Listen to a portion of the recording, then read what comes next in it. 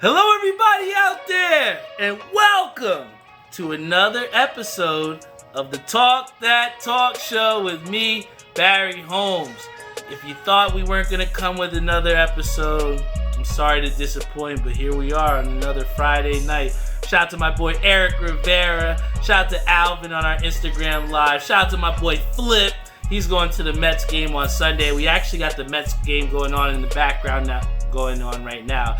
Let's go Mets, all right? We haven't done that chant in a while. Here we go. Let's go Mets! Let's go Mets! We haven't done that in a while, so it feels good to do that. We miss our old sponsors, but as things happen, we continue to push forward, come with new episodes of the Talk That Talk Show.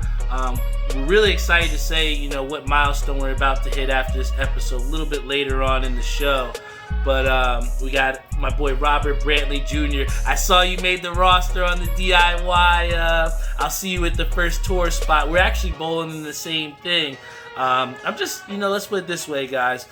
The month of September has been really good. The person that I'm going to actually bring here on the show a little bit later was somebody that actually hooked me up with this opportunity. But I talked a little bit later, or I talked a little bit last maybe episode about how originally I wasn't exactly the most thrilled to have gotten, the vaccine. We all know this. But, when I had to weigh the pros and cons of certain things, obviously our motives change and the way that we view things change. I'm obviously not telling anybody what they need to do with their body, but what I'm saying is, I had to make a decision for myself that was best for my future. And part of that is because of the reason that the guy that's coming on right now. But, an opportunity had came, his way. They had mentioned my name. He put in the good word. And, I had actually, the principal, part of the reason also why I actually decided to change, and I actually haven't said this to anybody, but when I was on the fence exactly, and I actually, to take it all the way back, when the opportunity at Lou, it came to me, the mandate actually got put out where they said you needed to have the vaccine in order for you to work in New York City schools. And originally I'd already called the Principal Janice, shout out to her, but I told her that I couldn't accept the position because of just how adamant I was on not getting the vaccine and not doing that. But they called me every single day. I almost felt like LeBron in free agency, man, where you just got somebody that's calling you. And I'm like, damn, here's the principal of school in New York City who I haven't worked in for 3 or 4 years, and they're calling me every single day as they're going to pack their kids up to go to Boston for college. And here she's concerned about whether I'm going to come to her school or not. And there was a certain thing, obviously, that you have people in free agency where you try and say things to get people to come there. But, based off of my previous experience working there and based off of the trust I had for the guy that I'm bringing on here, I was like, you know what, fuck it. I'll give him a chance. And when I outweighed the pros and the cons, I was like, yo, the main reason why I said I didn't want to do this was because of the fact that, I didn't want to be the whole guinea pig or whatever. And when I broke down everything and said it was FDA approved, I was like, all right, I can rock with this. And what it's really broken down to now, which is sad to say, honestly, where it's like people are now spinning it to where, you're missing out on opportunities, or this is what you need to do to get to this spot. And granted, that may be a pretty sick way of doing things, but when that becomes a reality and when you have to, pay those bills and there's stuff that you got to do, you start thinking again about, what is that you have to do. And me, the survivalist that I am, for some people, they may say, why not just get the shot? You have my boy Tim, who's a sponsor on the show. He's like, dude, you have your dream job. I mean, there was times, guys, where, again, I could have had this. They had put the mandate out for the NFL where they were like, yo, you can't work for the Giants if you don't get this shot. And I literally told Vern, I'm not getting this shit. You know what I'm saying? And that happened. You know what I'm saying? People can say that, but I told them because I was so adamant. But, I say this story to say that, things can change. And a lot of things over time, when you have that change happen, it can really make you reconsider, man. And now after this happened, he put me back in with the Giants portal. I have this new job now where, I'll be working, pretty much, in my opinion, a little bit less stress as far as coming back into the education field. And they made me an offer that I couldn't resist, man. And, the person that kind of gave me the alley-oop, as he said, is that guy who I'm about to bring on this show. But, I bring this all to say that, it's been a big week and it's been a big month coming up here in September. I haven't even told you guys about these Garden State collab. We got the Instagram boom in here. They said, yo, that shirt is popping. But what they don't know is this is a glow-in-the-dark pin as well that we have on there to match the shirt, guys. We putting in some fucking work, man. Come on, you better put some respect on our name, man. We're coming different. Shout out to my boy Kenny Lou. We got some real heat coming for him. But the whole point of what I'm trying to say is, with getting back in with this full-time job, with having this release that I'm about to drop with the Garden State Collaborative, which I've mentioned nothing to you guys about for specific reasons. But, we got a lot on the horizon. And another thing to celebrate, which we're going to talk about a little bit later, I don't want to say, but we're hitting a milestone with this episode here with the Talk That Talk show. And we're all about milestones. So, again, it's so important to continue to grind, because I was talking again with this person about just how hard it is and how we've seen people that we know, people that we look up to, people that, have went into different things and tried their own things and haven't exactly went past a certain point. So I don't take that for granted at all, just how much it takes to make an episode. And that's why every single day when I come here on this mic, I try to come here and give you guys the best episode that I can, man, because I don't take any day for granted. We've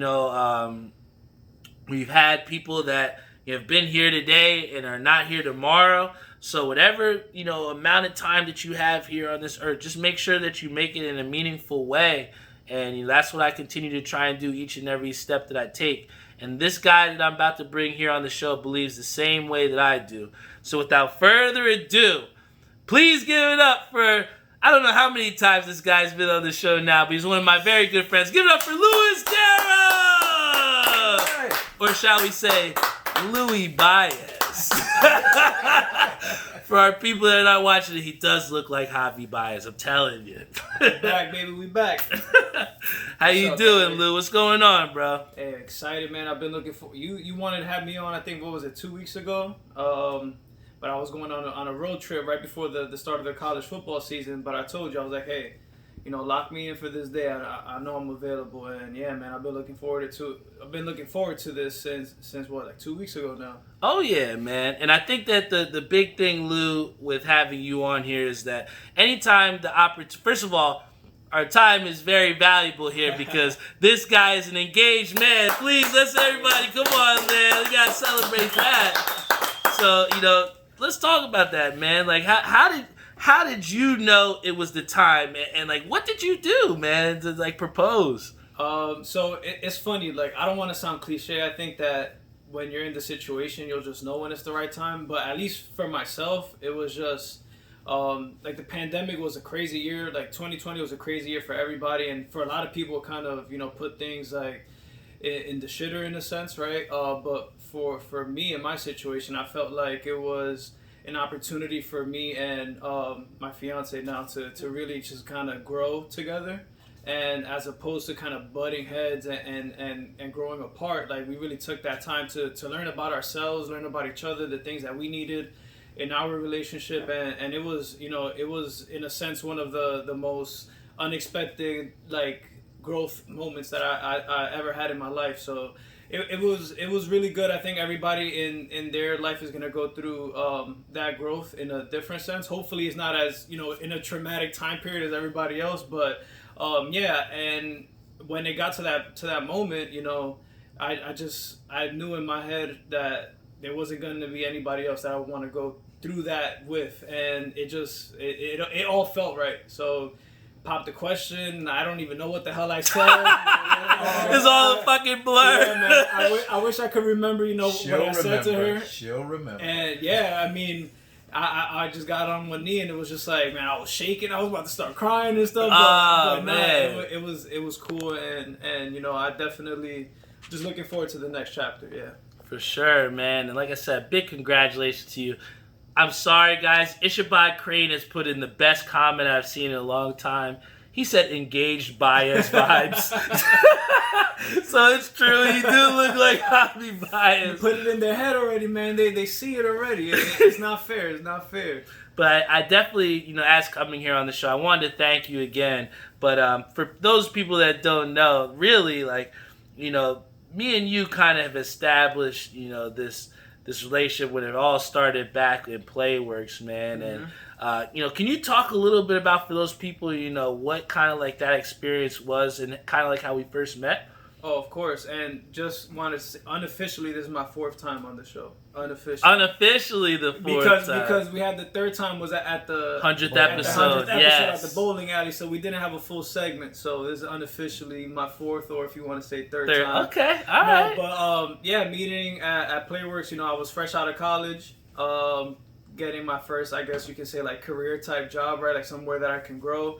And you were like one of the vets at the spot, but you weren't one of those people that were you didn't have a stink about you, right? Like you wanted to teach everybody, the things that you knew. You were very gracious. You always picked up the phone call when anybody had a question, and I just kind of gravitated towards you. And then it's funny just how you were talking about, when I first got here, you were telling Jeff, you were like, man, this guy Lou is one of those guys that he just has this confidence that he always feels like he's the best at what he does, or whatever the case is. And, 100%. And I feel like that's kind of what brought out that like competitive nature between the two of us, like always in a fun way, right? It's like, yeah. Man, I don't play ball, but I was like, man, I'm the best basketball player in the room, man. I'm like, who is this guy? And then I saw him on a court in Newark, literally take his shirt off, say, yo, let's ball, man. So like that, it was at that point, I'm like, yo, this guy's got heart, man. He might not be like Kobe out here, but he's a guy you want on your team. Yeah, man. And it's funny you say that was one of the, man, Henry kept grabbing my shirt, so I said, you know what I'm gonna do? I'm gonna just take the shirt off. Like,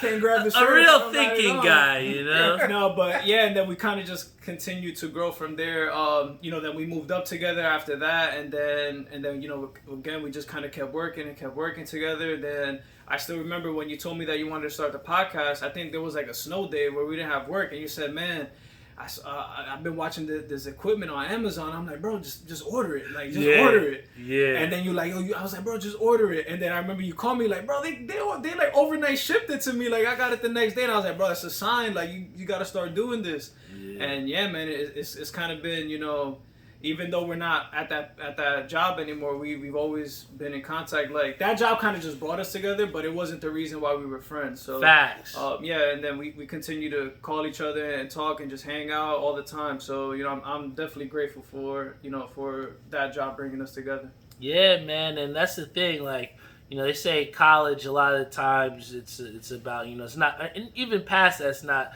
it's not what you know, it's who you know.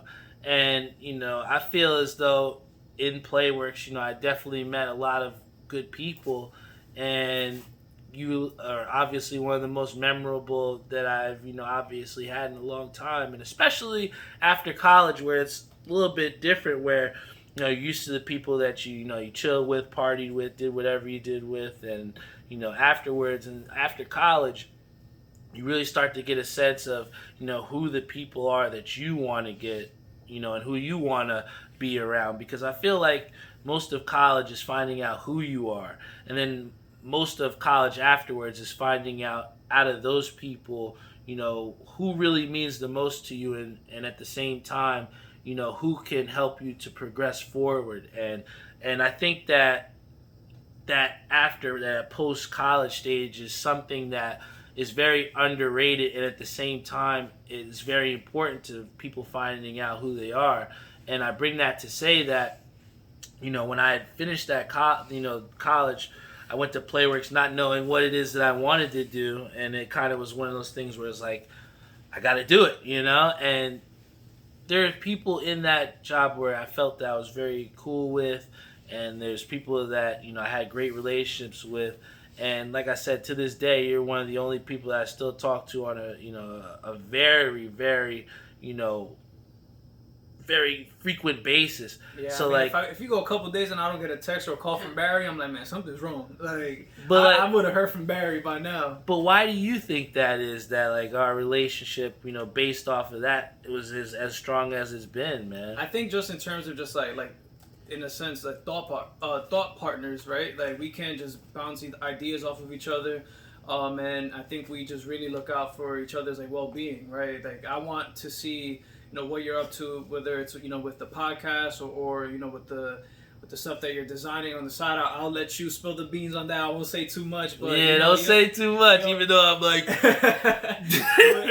you'll call me, you'll show me designs, or you send me pictures and stuff like that, and I'm always interested. I always want to know what you got going on, and vice versa, right? So.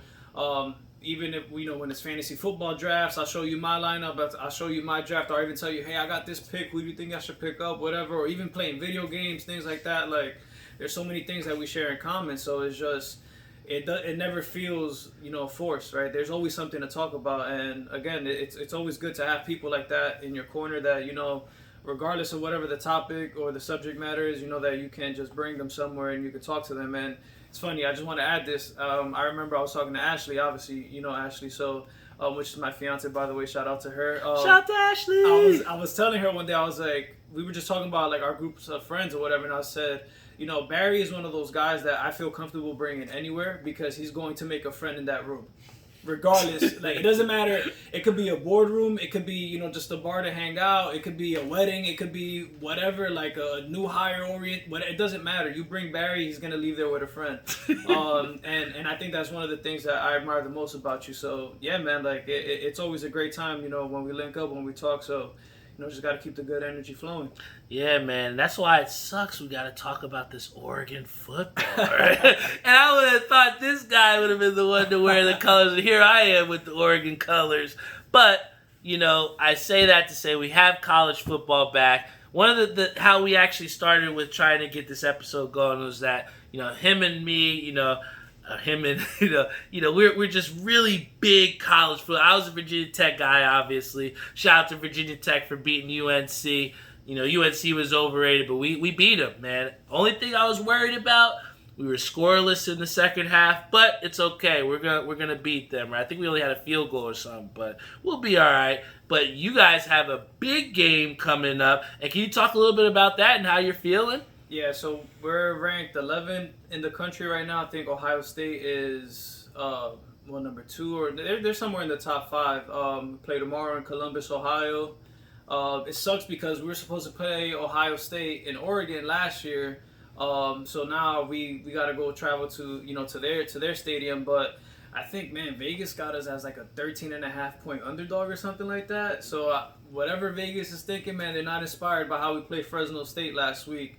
But I think it's one of those premier games, right? When you want to become a powerhouse in the country, you have to take on these non-conference games. You have to win these non-conference games, or at least look competitive in these games, because when it comes to the selection committee at the end of the season, and they're looking at your resume compared to all these other teams that play all these other top conferences or play these other top 25 matchups, you got to be able to show out. So I think this is one of the biggest games we've had since I think we played Michigan State Michigan State. Yeah, we right? played in Michigan State. We lost that game by 6, and then but the year before that we played them in Oregon. Was that Mariota's year?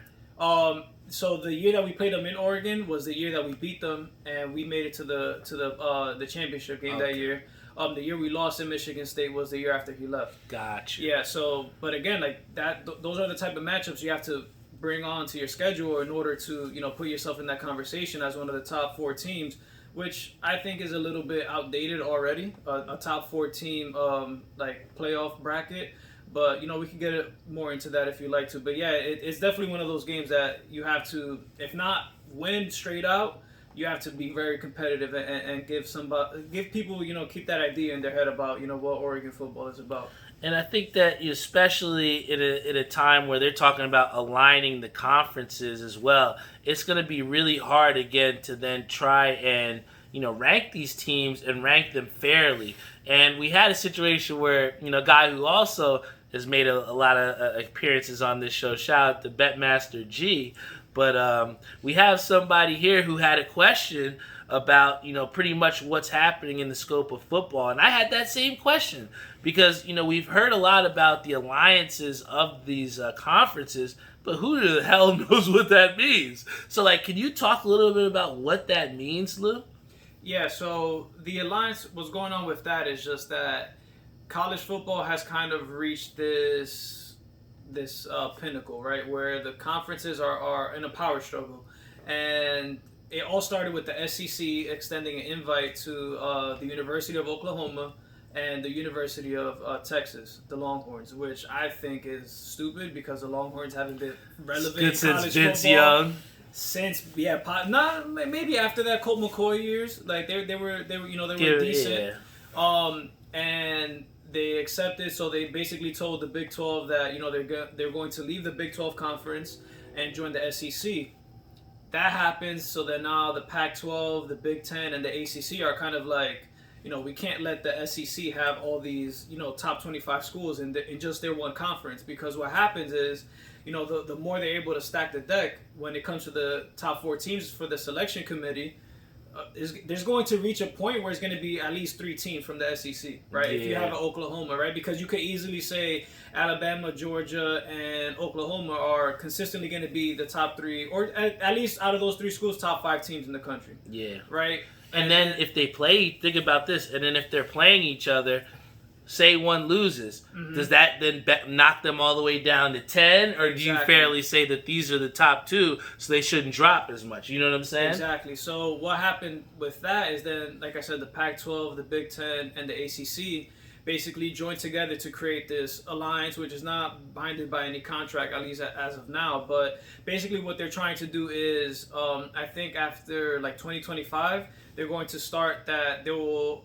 all of the schools will schedule games against each other in football and college basketball, women's college basketball, all of that. So they're really trying to take it to the SEC, which kind of is going to hurt the SEC in the long run because the SEC is really only a power conference for football. In football, yeah. But then when you come to basketball, you get a lot of ACC schools that are really good, a lot of Pac-12 schools that are really good, especially when you add women's basketball, women's sports into it. So the SEC is kind of really trying to give a big middle finger to all the other schools when it comes to football. But if these 3 other conferences could really stack the deck in that sense where they're all working together, it's going to create a real problem for the SEC, because then now these 3 conferences can say we don't have to play the Alabamas or the Georgias of the world in a non-conference game before the playoffs. We can just play between amongst ourselves because we'll have enough power. And we'll have enough of these schools in the rankings that we don't need to go and see Alabama until January. Facts. And actually today, the Big 12 added 4 schools to their conference. They agreed to terms with UCF, with Cincinnati, with BYU, and I think Texas Tech. Not Texas Tech. There's another school that they're now the Big 12 is trying to reload too. So. Yeah, the SEC might find themselves in a place where they're going to alienate themselves from these out of conference games because they just want to stack the deck early in the season. And I think that highlights to the point when we think about the large scope of things. Hold on. Got to say shout out to Uncle Mickey here on the Facebook. Shout out to Antoine Jefferson. Shout out to Flip Michaels, who says he can beat you in one-on-one. Shout out. Hey, man, I went to high school with my boy Flip Michaels over there, so shout out to him, man. I love Flip, man. He's such a great dude. Shout out to my boy Carl on our Instagram Live as well, too. Me and Flip actually went to a Mets game, and it was really awesome, man. He actually inspired me because he always talks about we'll get tickets, but we'll sit up in the 500. So he'll be like, man, you sitting in the heavens, man. So we went and sat down field level. So I got field level tickets next time. You gotta spoil yourself, man. You gotta spoil yourself every once in a while. Right? I gotta get soda instead of putting water in the cup. Right? But I think, like I said, the biggest issue that kind of brings to light is in the scope of college football, in the scope of college sports, just how much power college football has. Because here we have major conferences that are trying to align to combat against the competitiveness that is the football within the SEC. But now it's trickling down to field hockey and soccer and baseball, and schools don't care. As long as people are going to football games and filling up those tickets, it kind of just talks to just how much power that college football has, man. And, I know what it felt like when I went to a Virginia Tech football in Lane Stadium, and when they played Enter Sandman, and it was just a whole nother realm, man. And, I think that allure that college football has, and just how competitive it is. People that aren't getting paid, but they're putting their blood, sweat, and tears.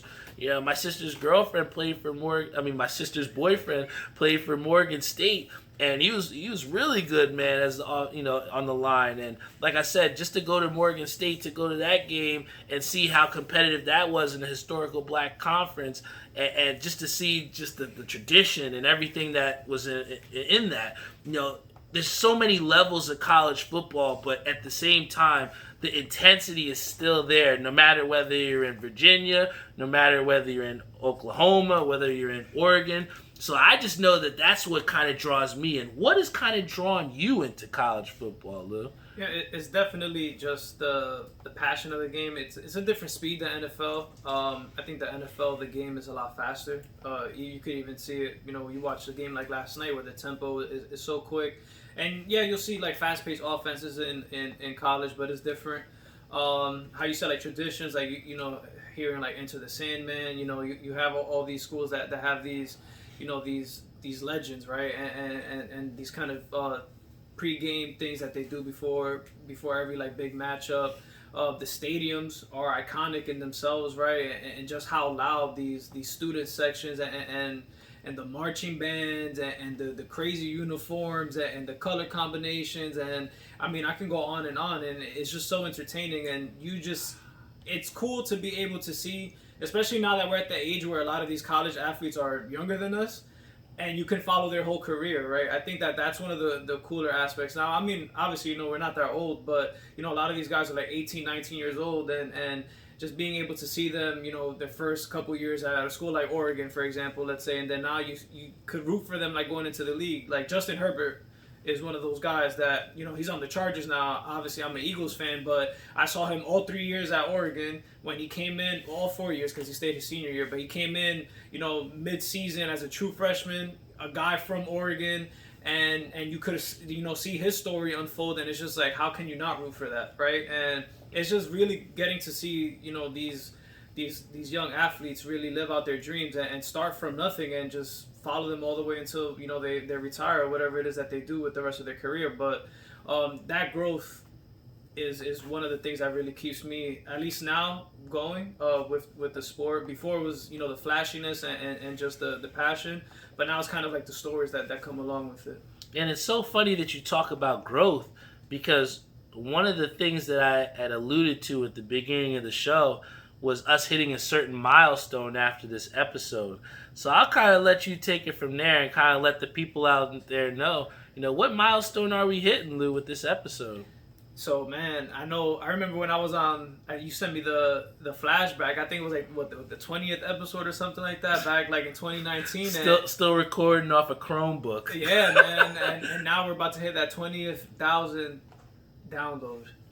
20,000 downloads, man. Downloads. That's gonna be huge. So I know, again, like we kind of spoke about it earlier today as well, just saying how, we've known people and we've seen people kind of come and go when it comes to, self startups, right? Whether it be, other podcasts or kind of just other endeavors, but you always saw it through. So I guess my question to you was kind of like, what is your light at the end of the tunnel, right? Like what is it that kind of keeps you going to make sure that, how you say, every Friday you're going to be dropping another episode at 8:30? Honestly, man, like, and it kind of like gets me a little emotional to talk about it, but I'm not someone that talks about my feelings. you can ask a lot of the people that are closest to me. It's pretty much I'm a puzzle. You know what I'm saying? People, and what do people do with puzzles when they can't solve them? They just go away. And I feel like with me not exactly telling people how I feel and kind of just letting my actions speak for themselves. This is my platform to kind of tell you guys how I'm feeling and what are the things that are going on in my life. So I really take this as an opportunity. And some people say, oh, one day you'll get on Spotify.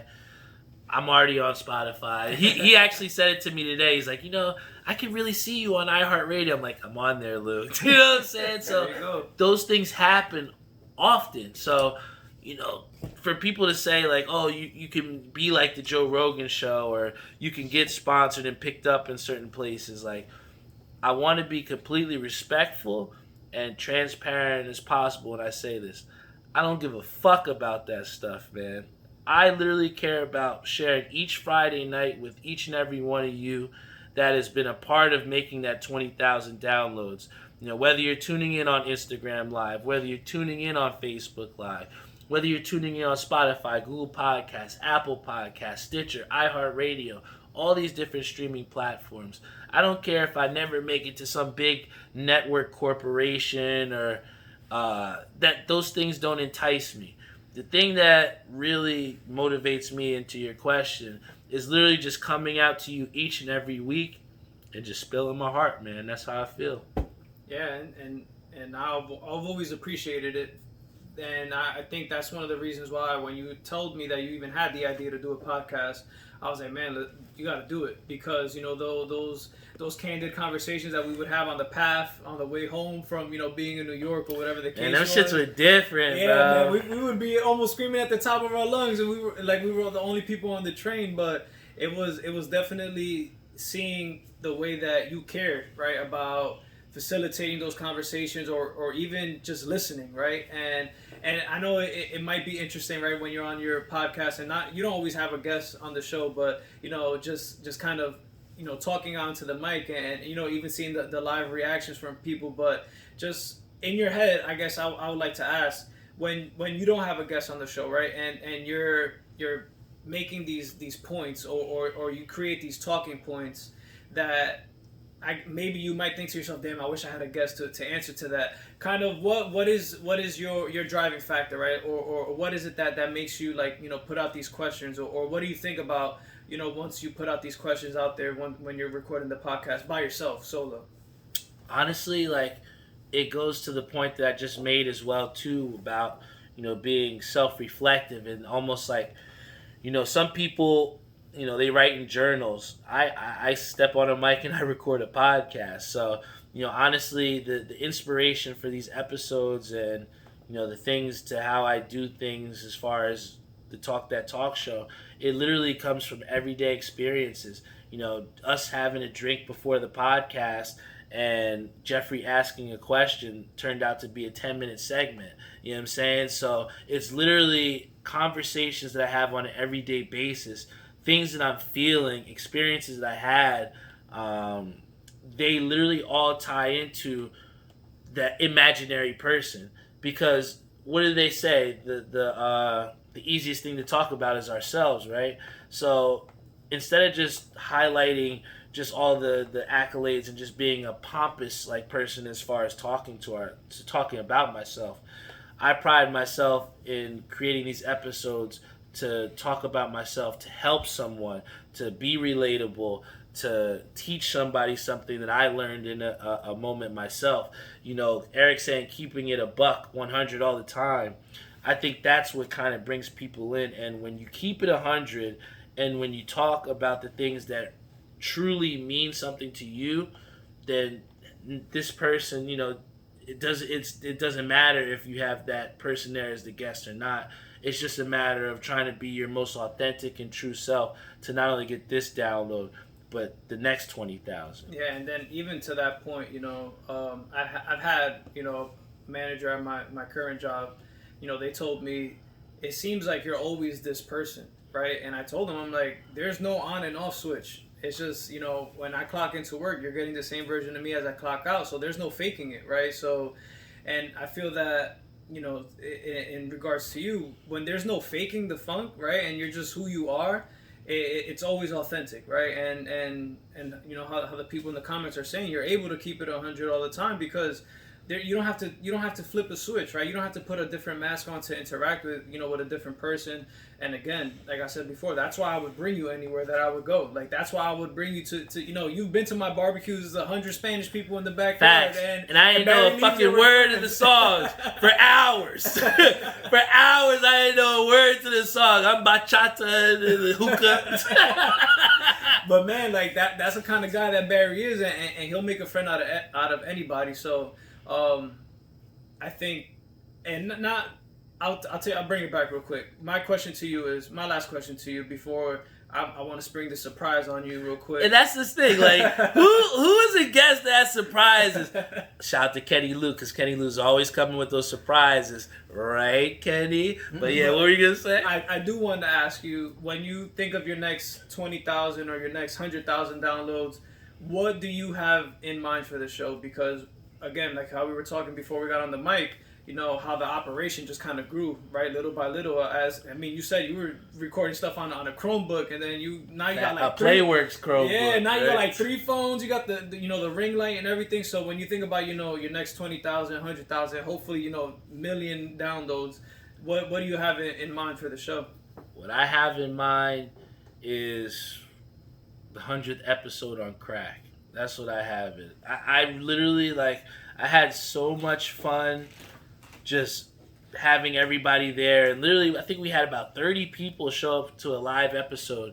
I would love to have that, like, every time. You know what I'm saying? Like, I would love to have the episode different places and having, you know, maybe, you know, having different sponsors. You know, I think that what I want for this show is to have more people have live access to this show, you know, and I want to encourage more people as well to be active, because I think that as we get older, I think that somebody said, I forget who it was, but I think it might have been Doc, but she's like, you know, you're not the one to live a sedentary lifestyle, you know, and I truly believe that. And I think that, and I talked to a guy, I was shooting you know, you shoot the basketball when you got some time to kill at the schools, and the science teacher actually came down to me. It was this guy, I think he had to be like 50, I think he said, 55 or 57, I don't know what he was, because I think he said that to retire or something, it has to be like 25, 55 or something like that. He was old, let's put it this way, he was older, but he wasn't like, he didn't feel like an old dude, you know what I'm saying? You know how you have an old guy, but then there's like a, you know, like an older dude, like, you know, he was just someone that, like, he said the key to that for him, to tell to me, was that to just try and remain as active as possible, man. Like, to come down when everybody's in the classroom and just shoot the basketball with me. He don't even know me from a can of paint, you know? Like, even though I just met him, it was almost like those words kind of, like, resonated with me a lot, where it's like, here, this is where I'm living at 31. So if I want to continue to move on and be this way, like, long into this, you know, I got to continue to be active. And he may have just been talking about getting through a work day, but I took that in a very different way, if that makes sense. No, 100%. And I always say to myself, like, those interactions or those conversations are not by mistake. I think that there's a reason why we kind of stop and, like, speak to the people that we do. So, yeah, I can definitely see you retiring, you know, off into the sunset, but having the Talk That Talk show, you know, in Myrtle Beach, and posting up outside of every MLB stadium, recording an episode, like, stuff like that. I think that, you know, with you, there's no limits, right? You're as adventurous as they come. So I definitely think that, you know, you're just getting started, even though we're like 120 something episodes in. But there's like 122, 123. Yeah, Jeez. There you go, man. And I wanted to do something that I haven't seen you do on the show, and I'm surprised. I might have missed it, but I want to prompt you on some live betting action. Okay. In spirit of the NFL season, I want to run down a list of you of the total wins of each NFL team. Okay. and I want to hear you think it's going to be over, under, or even for some Ooh, teams, right? Over, under, even. I like this. You can give me reasoning behind. I won't prompt you, but if you want to add an additional comment as to why you think so, be my guest. This is your show. Okay. All right. But I do, like I said, you were into the big parlays and all that stuff. We were talking to Jeff before too. Betmaster G, guys. Right? Betmaster G. So I do wanna pick your brain and see what you think about this. So you know what? I want to start in the AFC West. Okay. Start with the AFC West. Again, stop me if you want to say something about the particular team, but I'm going to tell you the team name, their total win. This is from Vegas Sportsbook, by the way. So okay. I got this from the official site. If you want to say something, just let me know, all right? So we'll start out with Denver, 8.5. Over, under, or even? Ooh, 8.5. If you're saying they're about 8.5, that means they got to win 9 games. That's saying you're a playoff team, and I just don't see the Denver Broncos as a playoff team, man. I think that when they play Kansas City twice, that's 2 losses on the record. I think that Oakland is a team that is a lot of people are not giving enough attention to. Well, Las Vegas. Las Vegas. Yeah. So I would definitely go under as far as 8.5 to the Broncos, even though Jeffrey beat me 21-0, and still was trying to score the ball. Unless the clock is on quadruple zeros, we still you try to run it up? Hell yeah. Oh man, I remember that when we were playing 2K. Next team, Kansas City, which, by the way, highest win total projection from the Vegas Sportsbook at 12.5. Man, I want to say over, but what I will say is this. I would kind of say is to an even, because to say that they're going to not lose 4 games, that's to say that Pat Mahomes isn't going to have some ankle injury, some sort of foot injury like he's had the past 2 years.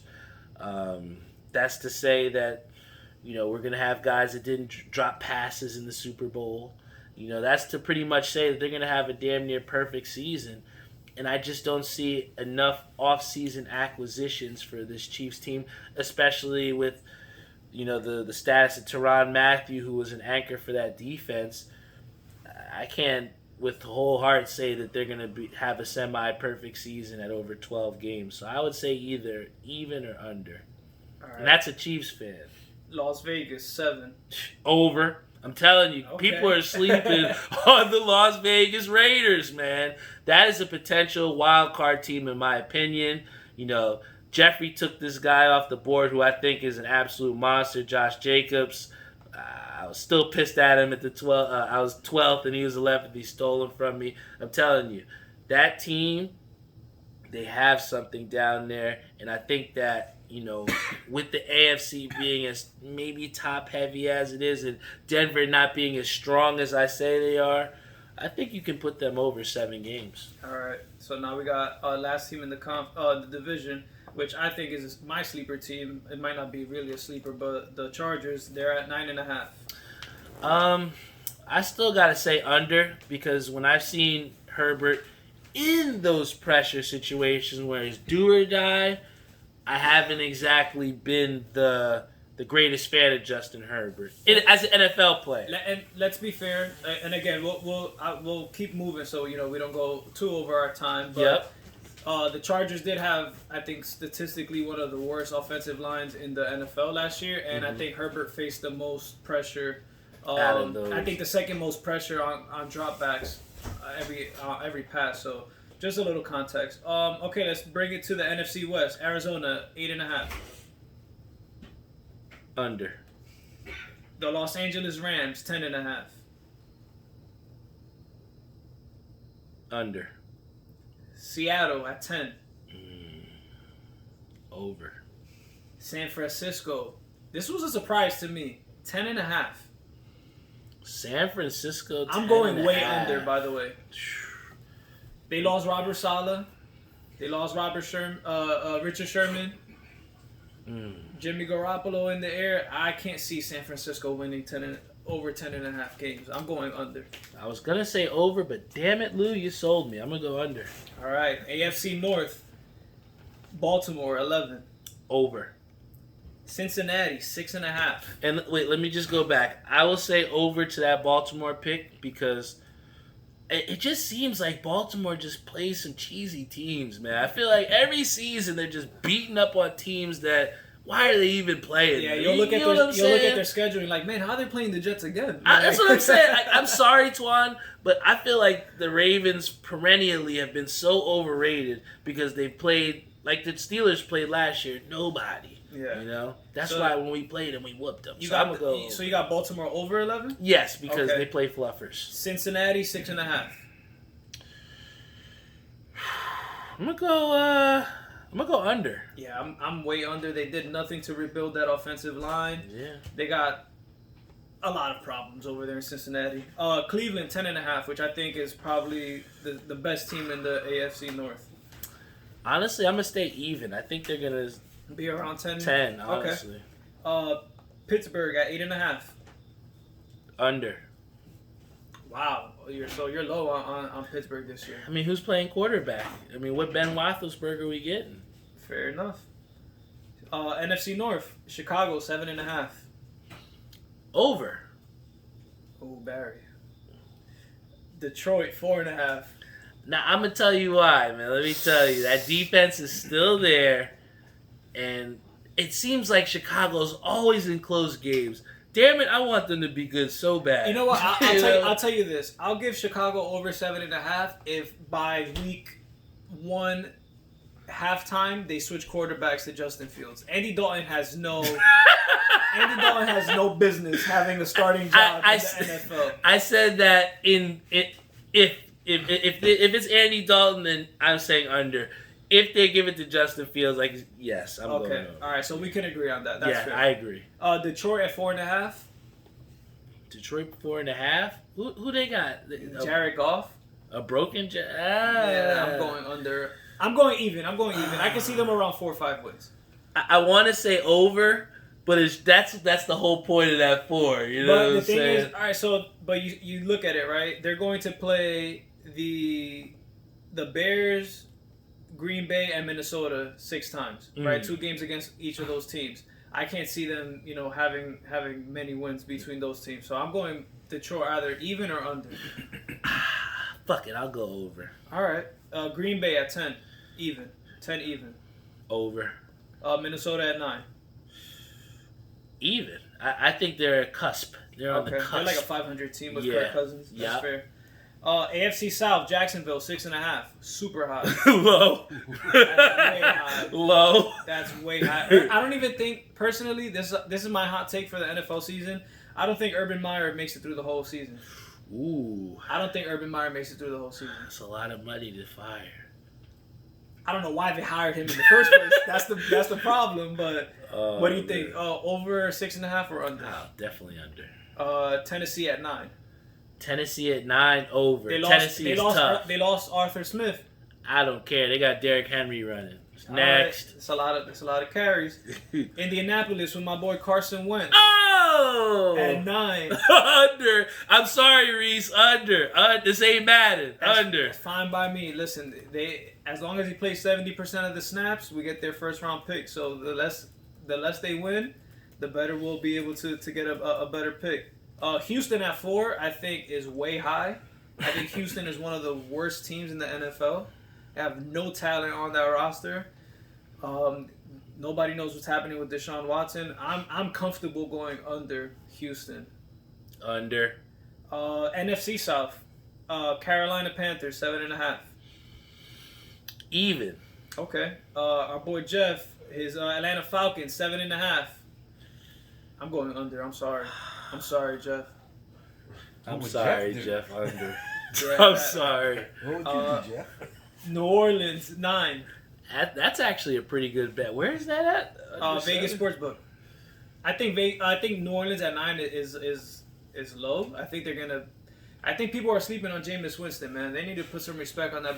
He did go 30 for 30, not the good 30 for 30, 30 picks, 30 touchdowns, but he threw for over like 4,000 yards or 5,000 yards that season. He did. 10.5 is high for Jameis though, dude. No, they're at 9. Oh, 9? Yeah. It's such a trap. I'm gonna say lower, honestly. Okay. Tampa at 12, I think is too high.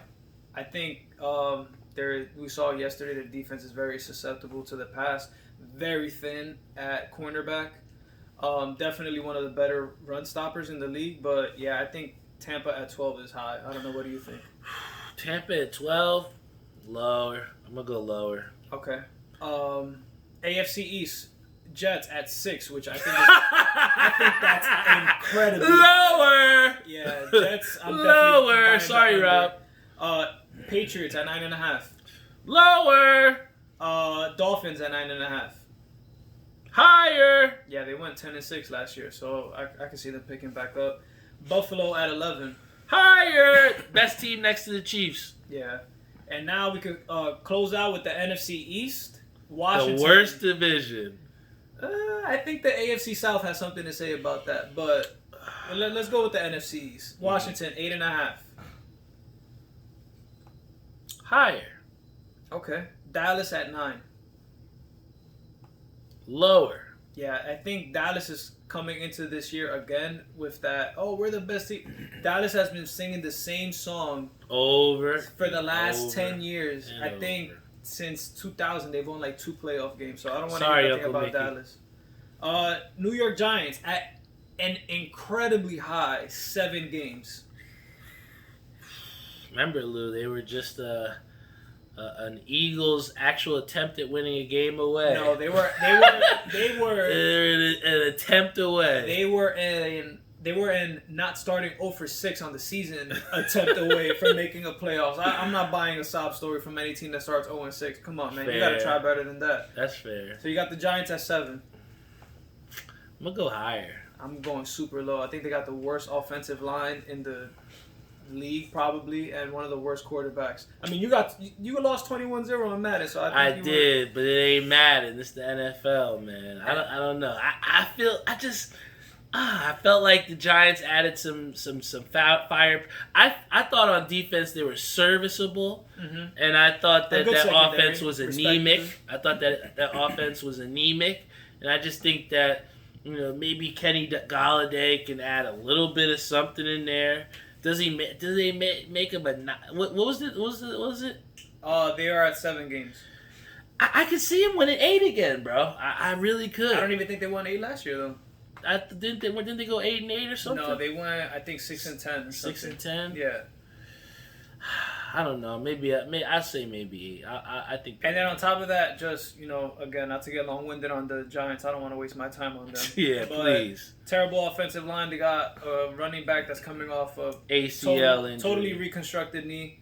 Evan Ingram is already injured. Kenny Galladay barely played all preseason. That's just a team that I don't have any. Joe Judge, I think, is a clown. I don't think he's a good football coach. Come on, man. You can't have grown men running sprints as a form of punishment. The NFL, man. Come on. Guys, that's going to be my wild take here. You guys are going to think I'm crazy. The Giants are going to win more than 7 games. You heard it here first. All right. And then we'll close out with my Philadelphia Eagles. They have them at 6.5. Lou, that team is ass. Team is ass. I think they are a lot better than people are giving them credit for. To be fair, we still have one of the better defensive lines in the league. That team's better than the Giants? I would take the Eagles over the Giants. 100%. Daniel Jones is basically Carson Wentz, just younger. I gotta say lower for the Eagles, man. That's fair. If I say the Giants, I gotta go lower than it. I personally don't think that. That's fair. That team is. Sorry, man. That team fair. is not. That's good. fair. I think we're rebuilding, but I don't see much more talent on the Giants than I do on the Eagles. So that's my take on it. Hey guys, we got through the blitz. That was pretty dope, man. You always come in here trying to challenge me with some different wrinkles, and I appreciate that, Lou, to the max, bro. But I think it's about that time where we gotta bring in the drink of the day, which we're gonna try and sample. I think we got a bunch in there. You want to just pick one, Doc?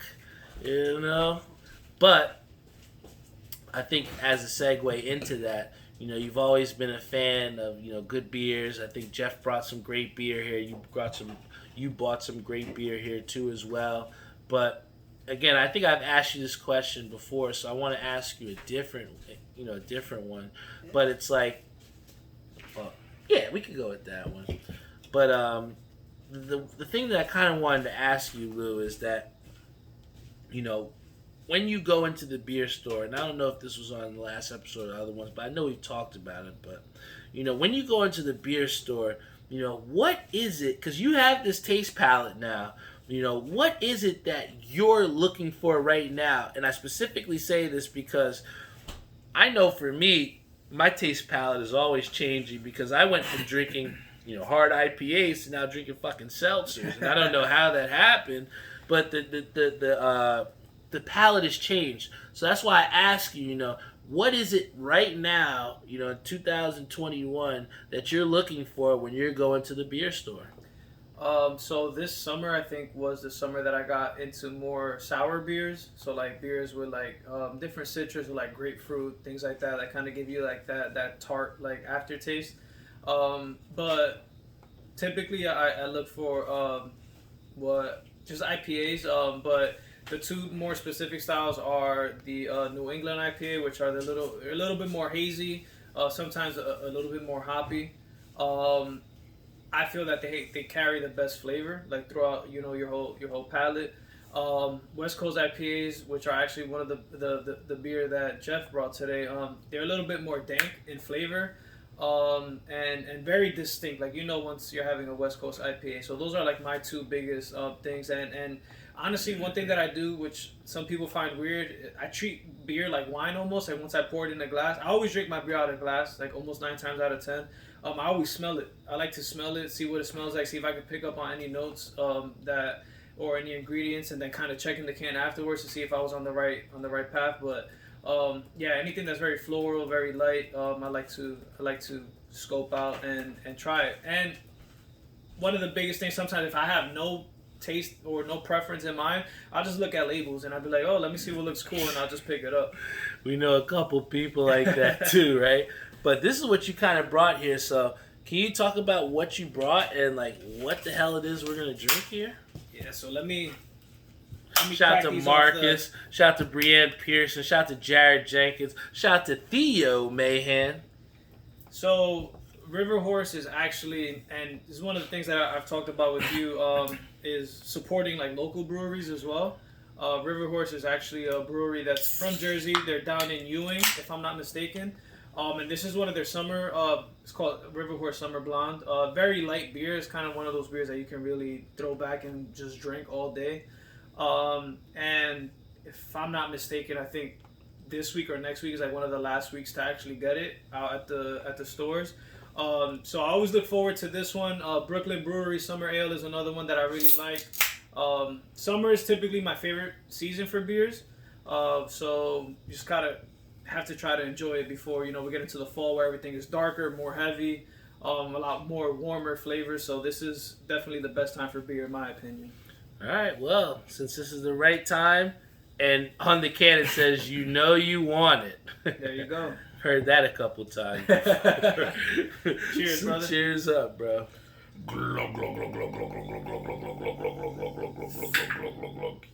You want it. Man, well, refreshing, man. If I had to give this an over-under, I'm saying it's over-under 3 that I'm going to have of these. But, once again, I want to thank you, Lou, for coming on here and absolutely rocking the show.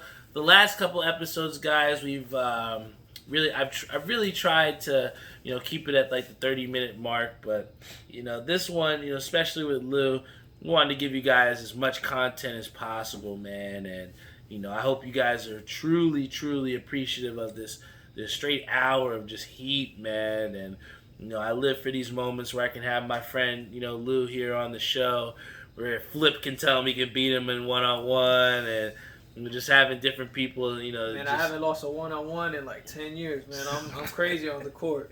That's all I'm saying. Guys, I'm going to let him live right now. But, yeah, man, I'm just so happy to be here. So happy to have Lewis here, be a guest on the show, and absolutely rock the mic yet again. This goes out to everybody else that wants to be guests on the show, man. You better be ready because, Lou, I think, is, again, set the bar really high, especially on the episode. We're going to break a record as far as 20,000 downloads. it just speaks to, again, the growth that keeps him coming back in college football, is the growth within myself, which is why we continue to put out this show. Once again, I want to thank our sponsors.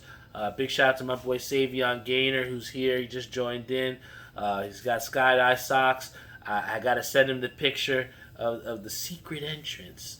Don't think I forgot, Say. I got to show you the secret entrance over there on Saturday. We might need your help. Also want to say a big shout out to Jeff over at Air We Are. Like I said, we're transitioning out of summer, going into the winter. Hit him up for that heating, because the cooling you might have down pat, but you want to make sure you got both the heating and cooling down pat. Want to give a big shout out to Joe Snow over at New York Life, helping people to get their financial freedom every single day with Maria as well too. So hit them up. And then finally, want to give a shout out to my man Tim over at Ink Parlor, and I pause because, again, when I think about him and how he helped to put these shirts together with, my boy Kenny Lou, which we're so excited. I don't want to say too much about it because we're going to have official details, official release date.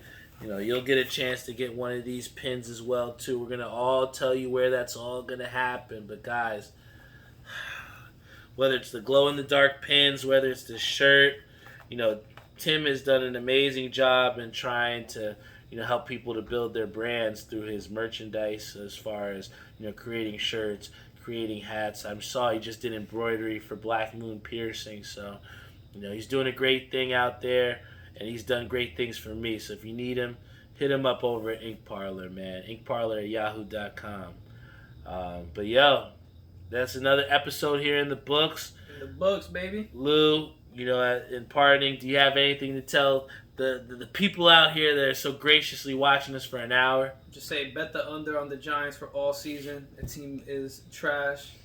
But nah, man, Barry, thank you for having me always. If you ever want me back on the show, just give me a call, man. Always make time for you. And just for the people that are always tuning in, man, just keep tuning in. You're seeing, somebody's dream unfold, in front of your very eyes every Friday, and that's something special. So kind of how we said about college football, right? You're seeing somebody's, story right here, right in front of you. So, if you appreciate, Barry, you appreciate his story and what he's doing for everybody. Keep tuning in, keep showing that support. Just like, I had to bring out the OG4, the shirt. Damn! How many of y'all got that one? You feel me? I don't know. Every time Barry, drops a shirt and I'm feeling it, I make sure to support, and one of the things I told him, man, no discounts, man. You charge me full price, you feel me? And if you support your friends, you don't take no shortcuts with supporting them. You pay full price. You buy twice if you have to. You buy the restocks, all of that. So, if you really love your friends, you support them. Don't do it half-assed, right? So that's all I gotta say, man. And again, thank you for having me on always, brother. Yo, for sure, man. I appreciate you, Lou, as always. You mean the world to me, man. And you guys that tune in and download and have gotten me to that 20,000 downloads, you mean the world to me as well too, man. Keep tuning in. Tune in onto talkthattalkshow.com. Stay updated. Google Podcasts, Apple Podcasts, YouTube, Stitcher, iHeartRadio, Pandora. Jose was so excited to tell me that he found out I was on Pandora. And I'm like, yeah, bro. You know what I'm saying? So, guys, don't sleep on me, because at the end of the day, I'm going to still come with another episode. Whether you're going to be tuned in or not, just know Talk That Talk Show will be here. All right, thank you so much for tuning in. And thanks again to my boy Louis Guerra for coming in and absolutely rocking the show.